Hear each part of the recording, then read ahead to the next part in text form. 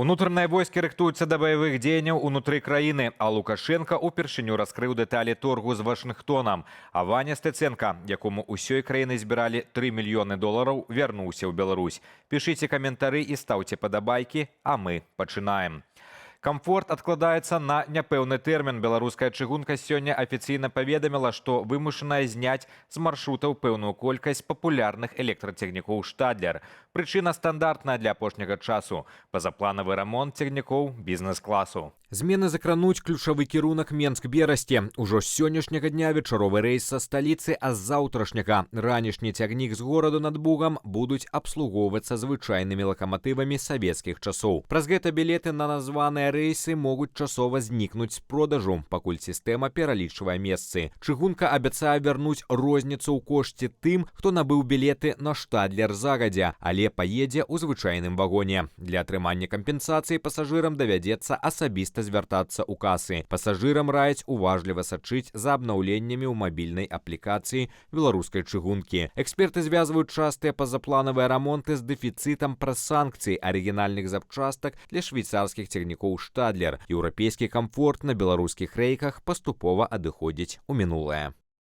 Ашуканцы прыдумалі яшчэ адзін спосаб падманваць беларусаў. Яны абяцаюць хуткае афармленне візаў, але атрымаўшы перадаплату і пашпартныя звесткі ахвяраў, знікаюць. Пра гэта паведамляе ўпраўленне ўнутраных справаў Менаблвыканкаму. Ашуканцы прыкідваюцца прадстаўнікамі турагенцтваў і размяшчаюць у інтэрнэце абвесткі. У іх прапануецца тэрмінова аформіць замежны пашпарт, візу без адмовы або замяніць дакументы без чэргаў. Абяцанне можа выглядаць наступным чынам. Скіньце скан пашпарту, аформім візу за 3 дні. Для пачатку нібыта афармлення дакументаў патрабуюць 100% перадаплаты. Пасля пераводу грошай агенцтва знікае, але на гэтым гісторыя не заканчваецца. Атрыманыя дакументы ашуканцы выкарыстоўваюць для афармлення электронных гаманцоў і рахункаў. Далей гэтыя акаунты могуць выкарыстоўвацца ў схемах адмывання грошай, падкрэслівае УУС Менаблвыканкаму. Фактычна, чалавек, які проста хацеў паскорыць афармленне дакументаў, робіцца намінальным суудзельнікам фінансавых злачынстваў. Рэчыцкія камунальнікі толькі сёння з раніцы здолелі ўтаймаваць маштабную аварыю на цэнтральным калектары. 3 дні горад змагаўся з прарывамі каналізацыі, якія літаральна спаралізавалі рух у горадзе. Першы прарыў здарыўся яшчэ 9 сакавіка, але сапраўдны калапс наступіў праз 2 сотняў. На скрыжаванні вуліцаў Савецкай і Красікава на 5-метровай глыбіні адбыўся пралом трубы. Для раскопак давялося залучаць спецтэхніку «Беларуснафты», бо ўласнымі сіламі водаканал справіцца не змог.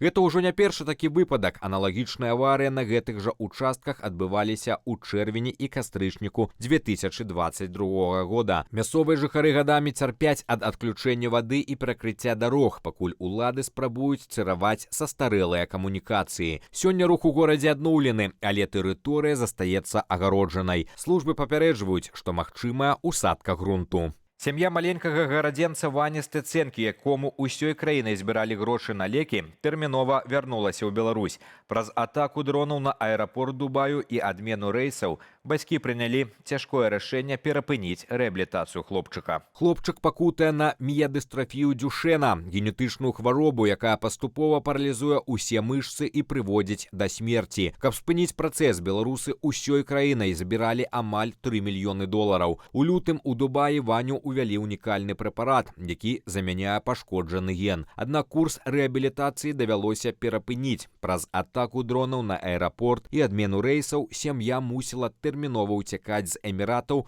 пад гукі выбухаў. Вылет быў падобны да баевіка. Эвакуацыя пасажыраў у сховішчы, выбухі непадалёк і 3-гадзінная затрымка самалёта. Мама Вані прызналася, што рашэнне было спантанным, бо заставацца ў Эміратах стала небяспечна. Нягледзячы на стрэс і складаны пералёт, Ваня ўжо ўдома. Хоць лекі і пачалі дзеяць, наперадзе ў хлопчыка доўгае аднаўленне, якое цяпер будзе праходзіць пад наглядам беларускіх дактароў. Унутраныя войскі Беларусі працягваюць маштабнае перафарматаванне пад кіраўніцтвам сумна вядомага Мікалая Карпянкова. Гомельскі атрад спецыяльнага прызначэння «Буран» афіцыйна пераўтвораны ў асобную вайсковую частку нумар 3033. Карпянкоў не хавае мэту. Спецпадраздзяленні рыхтуюць для задушэння пратэсту і, цытата, нейтралізацыі лідараў нейкіх масавых беспарадкаў. Паводле Карпянкова, досвед іншых краінаў паказаў, што менавіта добра ўзброены спецназ лепш за ўсё спраўляецца з, цытата, каляровымі рэвалюцыямі. Цяпер на ўзбраенні гэтых атрадаў паступаюць не толькі дубінкі, але і гранатамёты, агнямёты, ПТКРы і бронетранспарцёры БТР-82. Больш за тое, менавіта на базе «Бурану» у Гомельскай вобласці створаць ужо 4-ы ў краіне цэнтр беспілотнай авіяцыі. На чарзе перафарматаванне атраду «Шторм» у Берасці і стварэнне новай брыгады спецпрызначэння ў Менскай вобласці. Рэжым відавочна рыхтуе ўнутраныя войскі да баявых дзеянняў унутры краіны.